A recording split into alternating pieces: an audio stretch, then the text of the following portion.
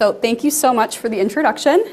For our agenda today, first to talk a little bit more about my background, how I got to Google, talking through marketing yourself as a brand. Very important, I know most of you here are marketing students. The power of networking as well as resume building. I've been informed that a lot of you have already taken resume building classes, but just some tips that have worked really, really well for me in breaking into big tech, as well as just career advancement. If I can give any tips or anything that will be taken away that's beneficial for you all, that is the goal of why I'm here for today. All right, everyone, so like the lovely introduction that we just heard, my name is Alish Yeager-Cruz. I'm a senior account manager at Google. I've been working at Google for about 2.5 years now, so just around the corner over there in Fulton Market, not too bad, about a 20-minute walk from here. Eventually we'll be transitioning over to the Thompson Center. Fingers crossed, I think it's gonna be 2026. Who knows? It is Chicago. So thank you everyone for being here. Also, shameless plug, put my LinkedIn up here if anyone wants to connect afterwards or have questions that I didn't answer for today. I'm more than happy to take those offline as well. So a little bit more about my background. I am a Chicago native, born and raised in Chicago, not the suburbs as we like to say.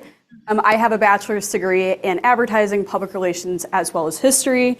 Sorry, I'm not an alumni here. I went to a university up north.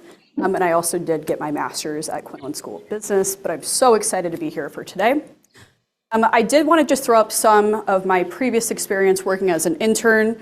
Reason why is because I saw a lot of people that are here today, I'm so thankful, added me on LinkedIn that were looking for internships. So I wanted to highlight the fact of my background. It was not a linear path. I tried a variety of different internships to see what I found to be really interesting and ultimately landed in sales. So as you think about your own career path, think about what really excites you. Think about maybe there's different industries that you have never really thought about before. Testing those out as an intern is a really great way of just getting that exposure as well. After I got my bachelor's degree, which I got back in 2020, crazy world, some of the people in the room here too lived in that same vein where you didn't really have an experience in terms of graduation. I was able to land a career at one of my previous internships, so it's really important to build your network early and young so that way you can make sure that you can have those connections for later on in life when you're looking for a new role. So after my experience working as an intern in sales and transitioning over to IZEA, it is an influencer marketing agency, so very, very creative. We were building brands and briefs for some large retailers. You could think about really anything that you can think about. Like Toyota was a really big customer of ours. We would put together influencer marketing campaigns for new makes and models of cars during COVID, which was really bizarre with everything that happened in terms of filming. Anyone remembers that? There was like very strict guidelines in terms of how much distance you had to have with influencers in order to film. So it's a very unique experience. I was very grateful for that. But I transitioned ultimately over to Google, where I was able to use my master's degree that I received from Loyola University. My master's degree in marketing from Loyola University, where I was able to use the analytics background that I was able to achieve while I was taking those classes there. So talking a little bit more about what my day looks like as a senior account manager, I focus on a couple different buckets. Building relationships is key. You're going through and you're fostering a relationship with your accounts. So every day I go through and provide client service, research, marketing analytics for the clients that I support. I specifically sit within our lead generation sphere. So my clients could be anywhere between a software company that's looking to generate additional business, all the way up to a law firm based out of Louisville, Kentucky. So it's really far and in between. And that's really what I focus on, is just being able to provide industry insights as well as additional areas of opportunity for their business. So goes into the next vein here of uncovering business needs, understanding if we're achieving our marketing metrics, so that way we can scale the business additionally by adding in incremental dollars, testing out different marketing channels and adding that to their mix, as well as building out a full funnel strategy. I will say that one of the blessings of the role that I'm in is I work specifically with small to medium businesses. So sometimes it's really a CEO of a business who's trying to figure out how to maximize their strategy using Google's products. Expectations, I do work in sales, very transparent about that. I have a quota, so I have to make sure I'm very strategic and organized in my account book. Otherwise, it would not be very good for me.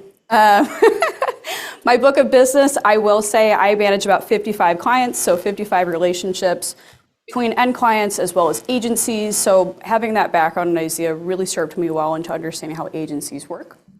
But I am pleased to announce that I actually just accepted another role yesterday at Google where I will be working with a smaller account book. So going from 55 to 20 mid-market. So it's a little less stressful, still very stressful in some ways, but it'll be great to go deeper with accounts that have the money to be able to add in additional marketing dollars to their marketing mix.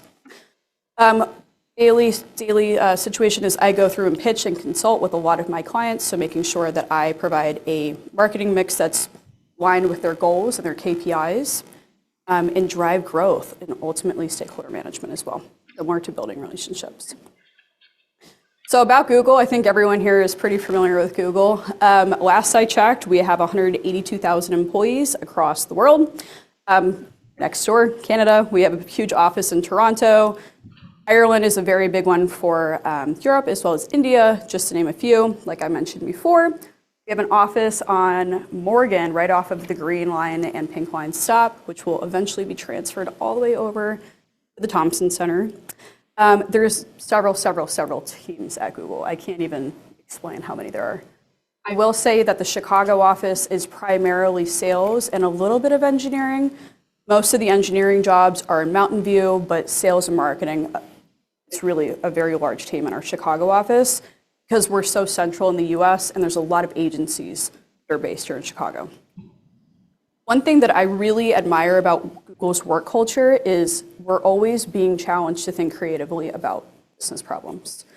Something that's really unique and I have never experienced outside of Google in the sense that we're really encouraged to work with different departments to achieve goals and try to think differently about business problems. So just a little background on Google, but really great employee perks outside of that. I'm sure you all have probably seen when just researching it, but it's a phenomenal place to be overall. So thinking about how I've leveraged my master's degree as a senior account manager, bucketed this out into 4 different areas. So really being able to use my marketing background to develop effective strategies, make fluent in identifying key metrics and interpreting trends. Just a raise of hands, how many people here have experience working in Google Ads? Okay, there's like a decent amount of people, awesome. I led a lecture a couple quarters ago and nobody had used Google Ads, so it was really difficult for people to understand what I mean by some of these things.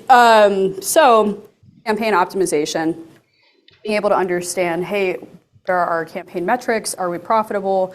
Is what we're looking to achieve actually quantifiable in terms of the results that we're looking to drive for the business?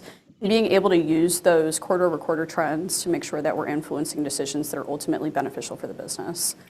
As well as understanding consumer behavior. A lot of the degree that I received was also based on just understanding key insights and how the market is responding.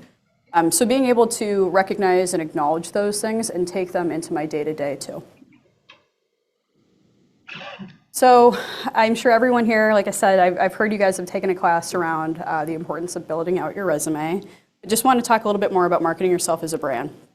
So what does it mean to market yourself as a brand? Marketing yourself as a brand means that you strategically are promoting your unique skills, values, and experiences to create a compelling and recognizable professional identity. So what this entails, and this is a really good activity that I would encourage all of you to do, not necessarily right now, but maybe later this week or in the coming months, but really understand how you define yourself as a brand. It's a really great activity to understand how your professional background fits in with what you're looking to achieve in your next role. So understanding what your core strengths are, what you find to be known for, are things that you can think about to highlight in your resume when you go into having those conversations.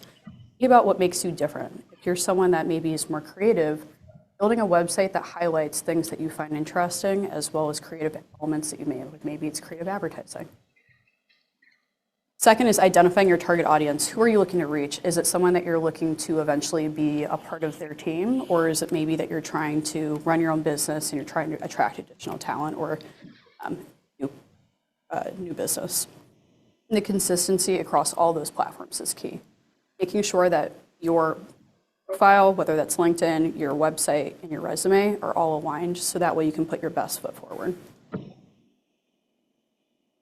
So the important actions to take from this is just building your online presence, like I mentioned before. Make sure that you have a website that highlights all of the important work that you've done in collective space, as well as even incorporating your resume and going beyond just that one pager of your background.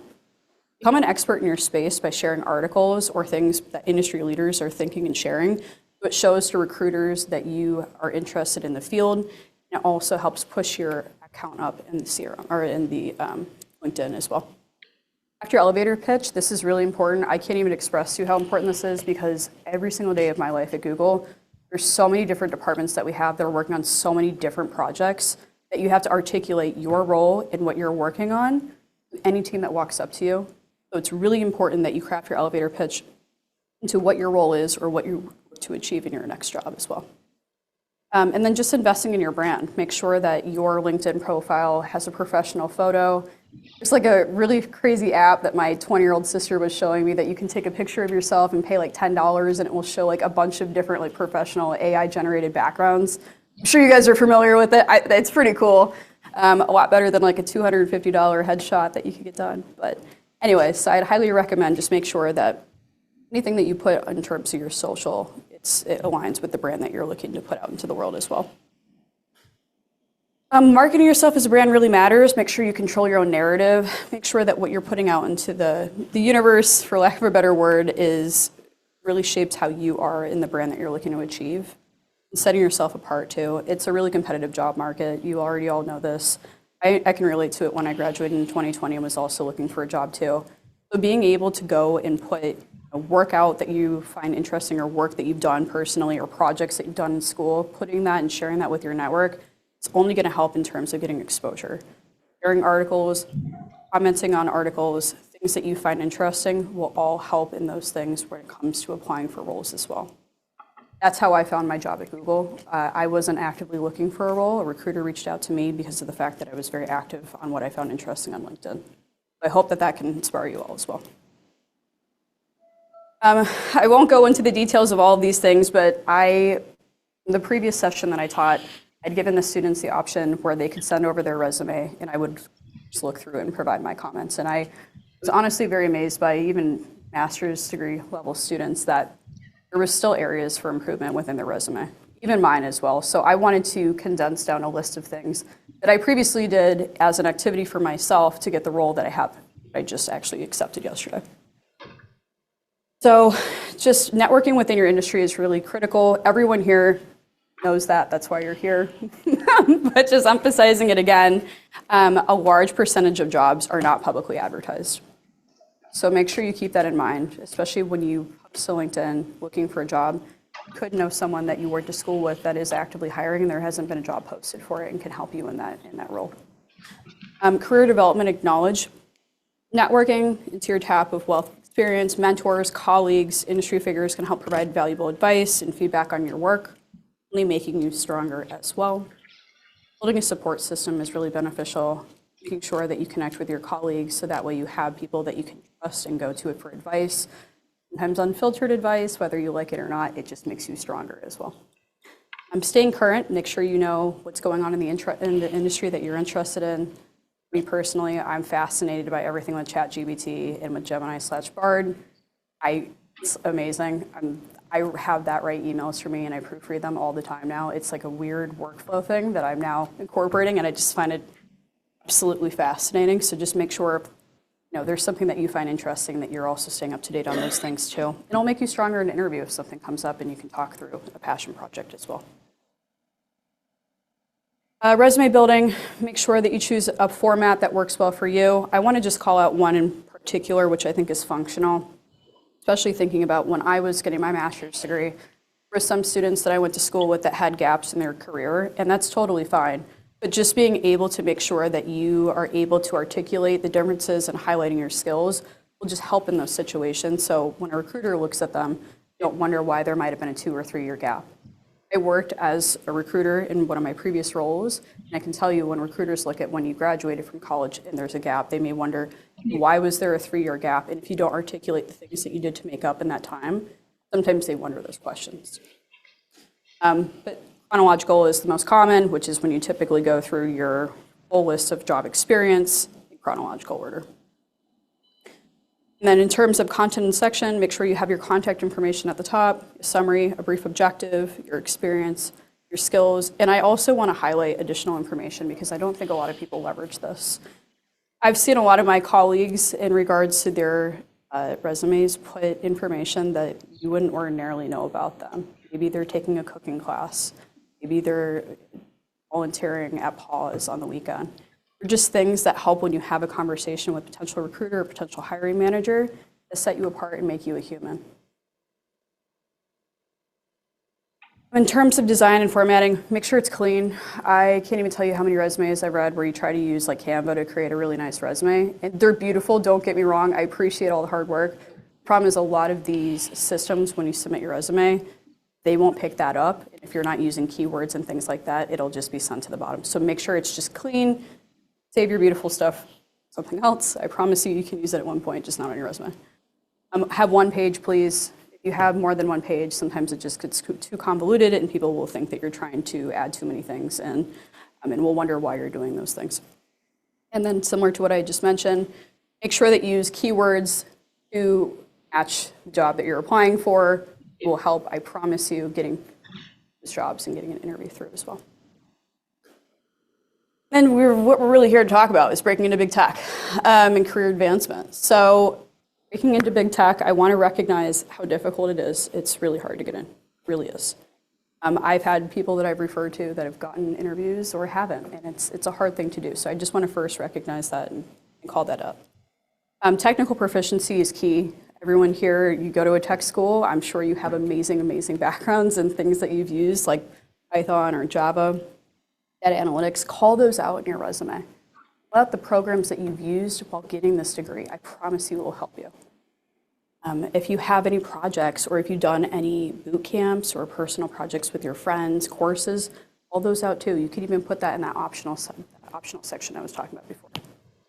And a niche, find something that you find really fascinating. If you're interested in AI, cybersecurity, cloud is huge right now. Call that out in your resume. Make sure you're able to tie that back to something actionable. And showcase your work, a portfolio.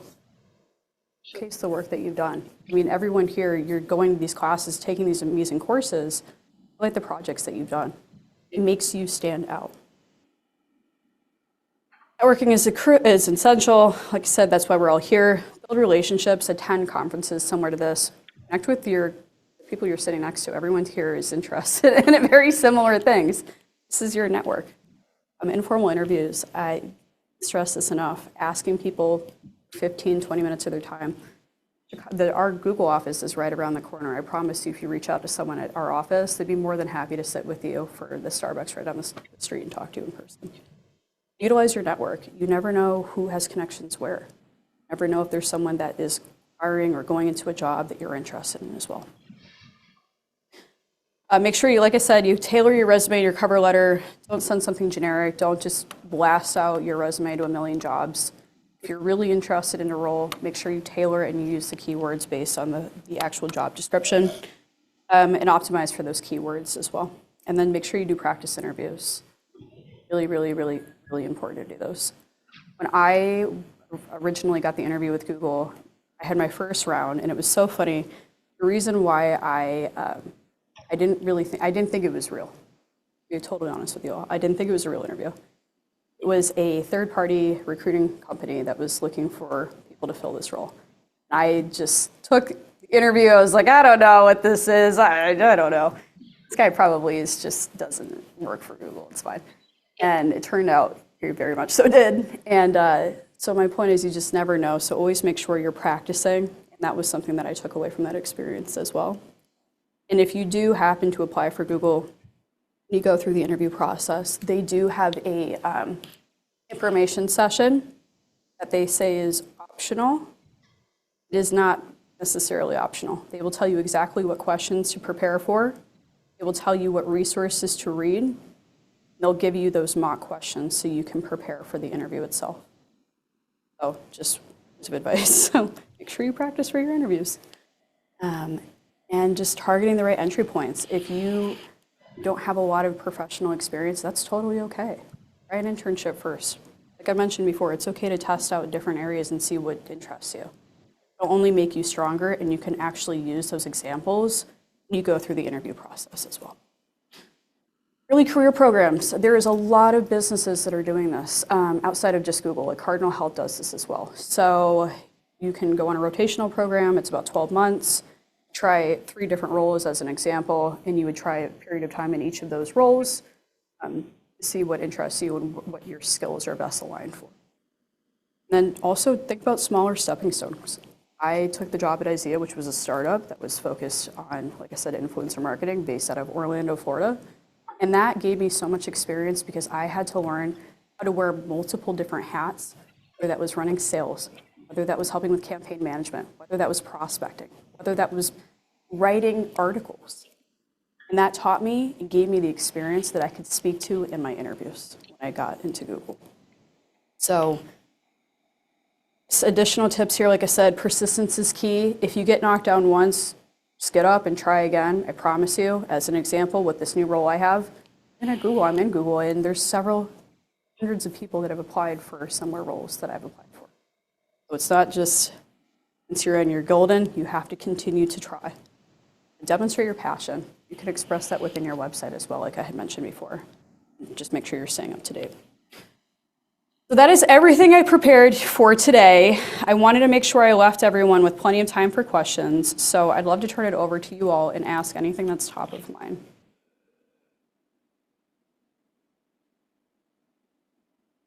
Whoever goes first gets bonus points because you're the brave one. Yeah. I can't, but I can come closer.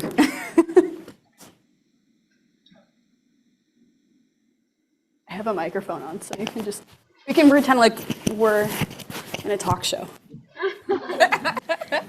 I'm the answerer and I'm the microphone. So, hi, how are you? I'm doing well, how are you? I'm doing great. It's just an opportunity and I'm eager to, begin go interesting, yeah.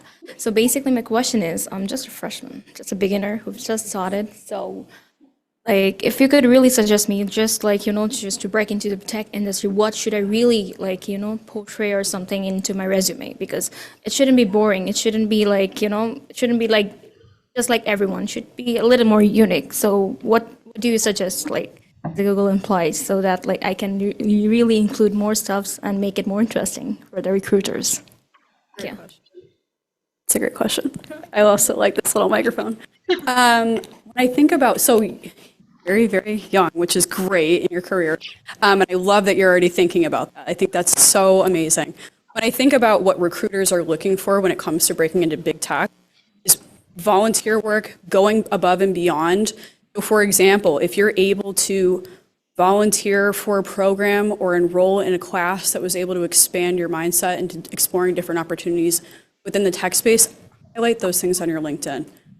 I think building that early is going to be only beneficial for you, especially because when you think about how many classes you're going to be taking, you can highlight the progression of your career, whether that's on LinkedIn or even on your personal website. This will help because then you have more arsenal that you can highlight and you can bring up in those career conversations. So I hope that helps, but you're doing great. Awesome. Okay. So you talk about data-driven marketing strategies, right? Yes.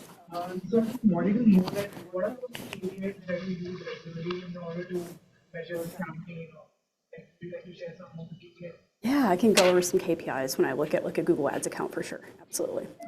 So because of the fact that I specifically work with lead generation clients, things that really come top of mind for me is cost per lead. So how much did it cost for us to acquire someone that took a conversion, whether that was on the business, filling out a lead form, all of those things. So that's really the most important thing.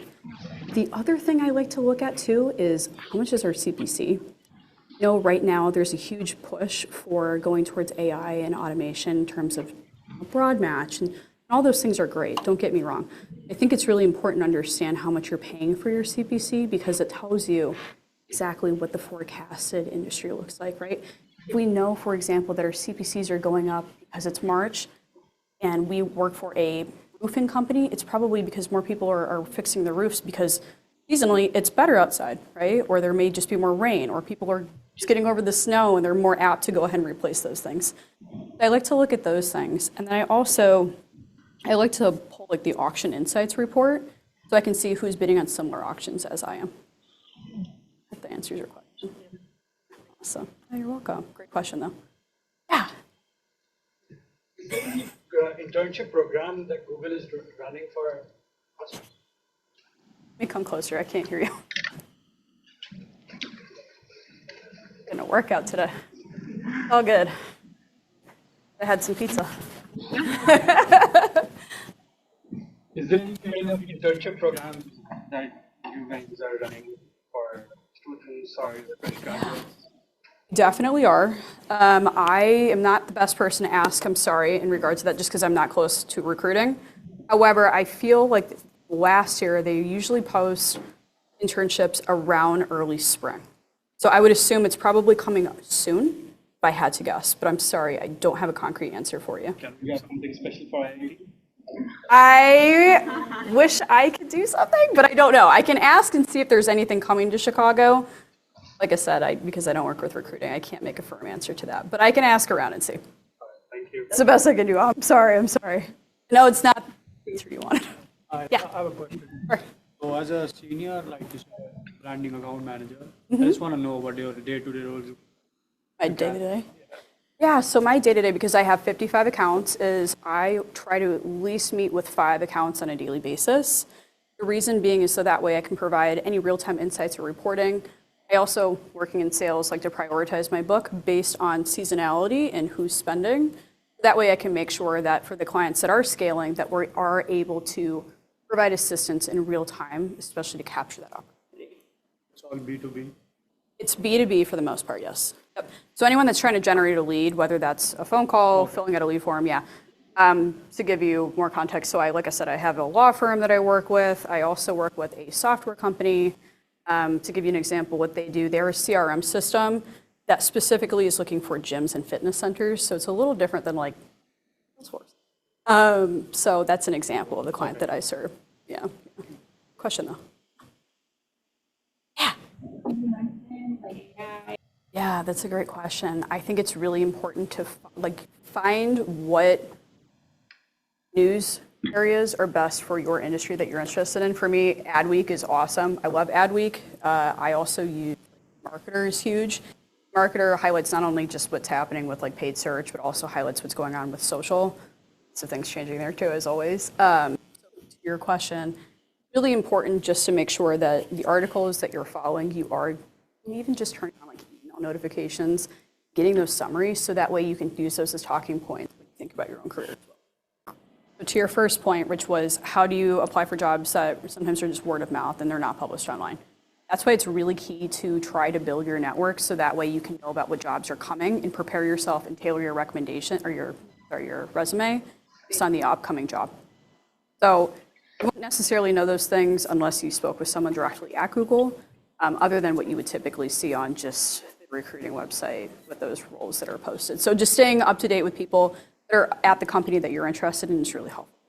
So to the second point of your question, the agency that reached out to me, it was a company I think called Amble, and Amble, I didn't reach out to them, they reached out to me. So that's another point of just make sure that your resume is updated, you are on LinkedIn, you're frequent with your LinkedIn, so that way recruiters know you're apt to respond.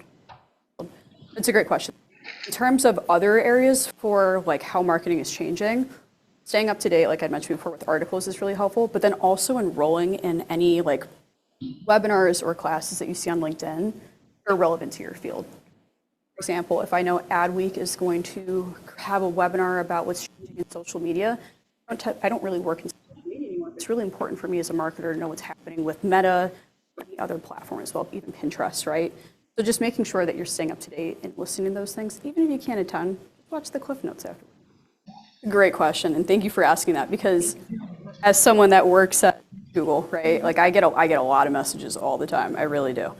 And what separates and makes me interested in speaking with someone is when they actually show genuine interest in my background and actually want to connect, talk. Like not just, hey, I'm reaching out because I want to apply for this internship and I see that you work at Google. It shouldn't be just need, not need. Right. Got it. It's more about how can we both connect and learn from each other and build that connection. I love that you asked that question because I think it's really, really important. So thank you. So we have some free classes. The last I checked, I hope they're not paid for now, where you can go ahead and get like Google Ads certified, which is a great way of adding that to your resume too, where you can learn about the ins and outs of Google, advertising with Google. There's other programs too. I'm only just familiar with the Google Ads side, but there are programs that you can apply for and get certificates that you can put on your resume too. It's directly from Google. We have some through Coursera, but I know Google has their own too. So if you just type in like, I think it's Google, just type in like Google Ads certificate and it will come up, and there's other programs too. Yes. And then you can select them and it'll take you through like all these courses and you can take these little quizzes and stuff. Classes like It's virtual. It's virtual. Yeah. I know, unfortunately, there's no like in-person class setting. However, I think that would help you too. You're just getting early in your career. I think it's Yeah, no worries, of course. No worries, yeah. You just mentioned about the Google courses. If someone who has already done a course, would that give an extra edge? It does. It does help, yeah. Because when I first started, there was people that had certificate and had experience, and then there was people that didn't have any experience. People that had the experience or had the certificate were light years ahead of the people that didn't. So just keep that in mind. I think the Google Ads certificate, if I'm not mistaken, expires, I think, after a year or two.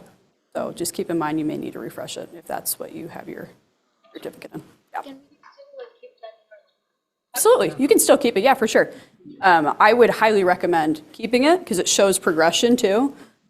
And so to someone's point earlier about how like marketing is dynamic and it's always changing too, if you recertify, it'll have classes or new information about like new products or new AI that's incorporated into the platform too. So it's a great question. It's a great question. I would highly recommend going literally into Google and asking like Google interview questions. And they'll give you a set list of questions. Like I said, information session I went to outlined what questions to prepare for. It's put in front of you. And I can tell you, you look at that attendance of who came and went to that optional session. And the questions that they'll ask you are going to be a mix of behavioral. There'll be a lot of hypothetical questions too. Depending on the role you're applying for, it could be an hour-long interview, it could be a 30-minute interview. When I interviewed, it was online just because of the state of the world. I believe they're still doing online interviews, if I'm not mistaken, but I would recommend, yes, practice. I would practice with, honestly, probably a friend, not a family member, just because your family member might be nice to you and not give you like really like critical, like helpful support in terms of areas for improvement. But you can always just ask other people too that are in your field if you are currently working in marketing, just to practice, if it's a colleague that you trust, things like that too. Great question. I would say just the examples of work that I've worked on, honestly. When you're an undergrad or even in your master's, you're working on projects that are really fun, right? But also you don't get a direct feedback. I'll give you an example. So when I was getting my master's, I was taking a class about social media storytelling. And I had a brand that I was working on, and I had created content based on the personality of the brand. I assumed what I thought would be like a good social media strategy. So like building out next 12 months of content calendar, all that stuff. That's great. It shows that I know how to put process together and build brand identity. It's entirely different when you're actually doing that for a real customer and you're receiving direct feedback from a CEO or the director of marketing. So being able to shift examples and making your content up to date, within reason, you can't share everything, right? Being able to share how you've changed your strategy and attempts based on the feedback that you've received in real time when you're working with those customers, it's helped significantly in changing my brand. In terms of building your brand, I would just make sure that you have everything that's unified. Like your personal brand in terms of your LinkedIn page, social media, your website, all that stuff should be very similar. So talking about similar themes, sharing similar content, expressing your interest across both of those things. When it comes to your data and building that whole inside out, I think it really is just dependent on what you're doing, right? Like if you're working in performance-based marketing, it's going to be entirely different than working in creative. So your example, right? Like, I love to showcase accounts that I have where I've actually built a story and actually have data behind it. I was able to drive 110 incremental leads for the business without investing, more than 20% of their budget. That would be an example. But whereas creative, depending if that's the field you're interested in, you might have different results in terms of awareness base, where it's like, how many views did we get on a YouTube video that we just launched to rebrand? So it's a little different, but all very important to show validation. I think for you, what I would do if I was in your shoes is try to find internships that are interesting to you as just being your number one. And secondarily, what I would do is highlight any projects you've worked on in school. And you can even, so to your point about like socials, I would just have a link directly to your website and to your LinkedIn page on your resume. Yeah, URL. Make sure you have the URL on there. So that way, if a recruiter's looking at your resume, they can just click out and see the full examples that you've done. So that would be my recommendation too. But I think internships are probably going to be key for you. And then similar thought, right? Like we were just talking about certificates. Those are another thing you can put on your resume. It'll help just get you the. I would, just because right now you are so young in your career that like, I think having those things just helps build your personal brand. It shows what you're interested in. So I would in your scenario. Yeah. Question though. You're welcome. Yeah, I love your questions. Of course. So what I will say is any sphere within sales at Google, you'll have a quota attached to it. Let me first just say that. Second of all, when it comes to the tools that we have a variety of tools internally that we can use to pull reports. I cannot share the names of these things just because they are internal only, but we are able to perceive future projections, search query trends, auction insights, go even more in depth than what you typically see in the platform, and be able to present those to our clients in a way that's compliant and safe. What I typically do with my customers too is ask them for a list of competitors within the space, so that way I can provide benchmarking that's realistic to their account as well. I don't know, and I'm not able to comment on that. I'm sorry. I really wish I could. Like I said, I really am not close to recruiting at all. However, I will say this. In every office I've been to at Google, every floor I work at Google, is the most diverse company I've ever seen. I will tell you that right now. I know people that have gone through the visa process to work at Google, and I know for a fact that there are roles open. I know that they actively look for diversity. So that's all I can. I'm sorry. I really wish I could tell you more. I know how important that is. So I wish you the best for that. But like I said, I do know that there is a very high level of diversity. High level. Great question. Like I said, our Chicago office is a really big hub for a lot of people that work in the marketing sphere, just because of location. We have so many agencies in Chicago.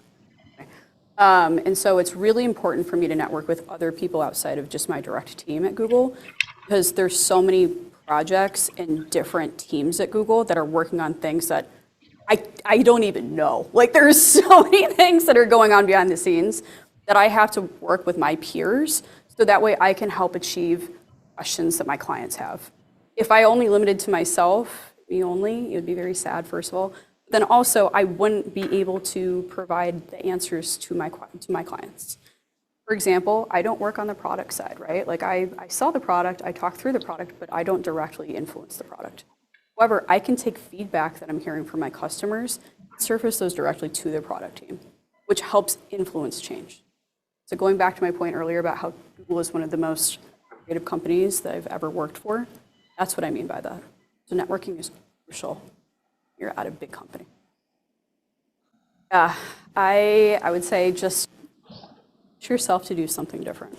Push yourself every day to do something different. It doesn't have to be life-changing. You don't have to go cliff diving. We're in Chicago. It's pretty flat. There's no options here anyway.